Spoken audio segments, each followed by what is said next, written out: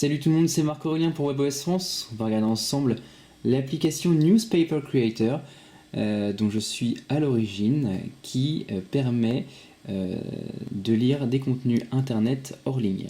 Alors l'idée derrière Newspaper Creator c'est de pouvoir, quand on est dans le train par exemple ou en mobilité, pouvoir lire des contenus web qu'on a au préalable téléchargés. Alors il existe déjà des applications qui permettent de faire ça, mais l'expérience de lecture est assez pauvre, on va dire, puisque c'est du texte brut qui est enregistré sur la mémoire du touchpad. Là je vous propose en fait de transformer des sites web à partir donc de flux RSS, de flux Twitter ou de flux Read It Later, donc de transformer des pages web directement en fichiers PDF qui sont plutôt bien présentés et faciles à lire. Alors comment est-ce que se présente l'application? Donc on va pouvoir convertir un flux entier Twitter en fonction d'un critère de recherche. Donc soit on va faire une recherche sur uniquement un compte Twitter ou un mot, par exemple WebOS. Ici je vais avoir en fait tous les tweets qui ont rapport à ma recherche. Et quand je vais créer le journal, ça va extraire tous les liens qui sont dans les tweets, donc les liens qui sont ici. Et ces liens vont être convertis en un fichier PDF qu'on verra juste après. On peut faire la même chose avec des flux RSS, donc pareil, tous les liens vont être convertis en un PDF. Et aussi, pareil, avec Read It Later. Donc Read It Later, si vous ne connaissez pas, c'est en gros un site de favoris en ligne. Donc ça permet en fait de garder trace de choses que vous n'avez pas encore lues pour les lire plus tard. Et voilà, donc on peut aussi créer un journal PDF à partir eh bien, des articles lus et non lus de Read It Later. Ensuite, on va pouvoir ici customiser donc, les flux RSS qu'on veut choisir et les recherches Twitter. Donc pour les recherches Twitter, il suffit de changer ici. Donc on n'est pas obligé de mettre des comptes, mais on peut mettre seulement des mots, par exemple comme WebOS ou Presse Centrale, etc. Pour les flux RSS, on peut les copier-coller directement. Alors le truc c'est que c'est pas forcément évident de les copier et de les coller, donc il y a un petit moteur de recherche. Alors là j'ai déjà tapé Rue89, et quand vous tapez donc le nom du journal ou n'importe quel flux, ça vous fait une recherche et ça vous donne en fait l'adresse du flux correspondant, donc ça évite d'aller la chercher. Donc il suffit de faire plus.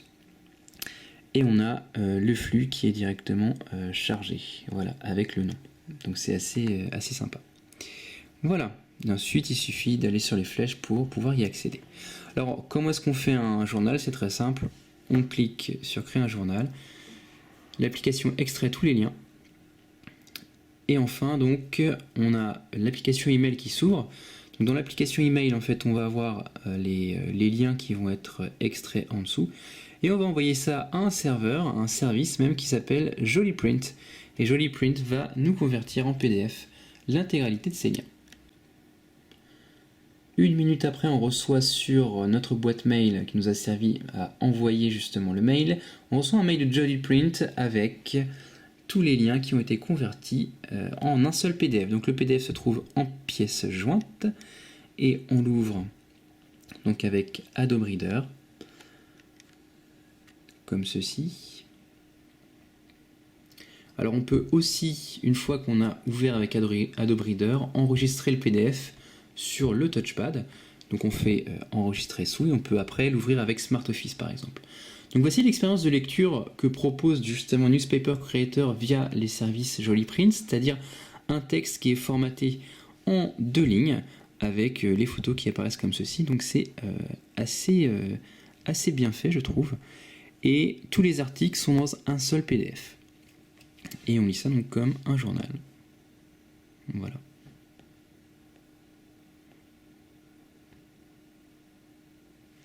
Donc on peut zoomer sur le texte, on peut même zoomer sur une colonne. Voilà, comme ceci. Et c'est très agréable à lire. Donc dans le train, une fois que vous avez téléchargé le PDF, eh bien vous avez pas mal de lectures. Ici on avait 10 articles, ce qui nous donne 16 pages, même plus, 18 pages de lecture. Voilà. Ensuite, Newspaper Creator ne s'arrête pas là. On peut aussi gérer son compte Read It Later. Donc Read It Later, on va avoir tout ce qu'on a en attente de lecture et tout ce qu'on a déjà lu. Voilà.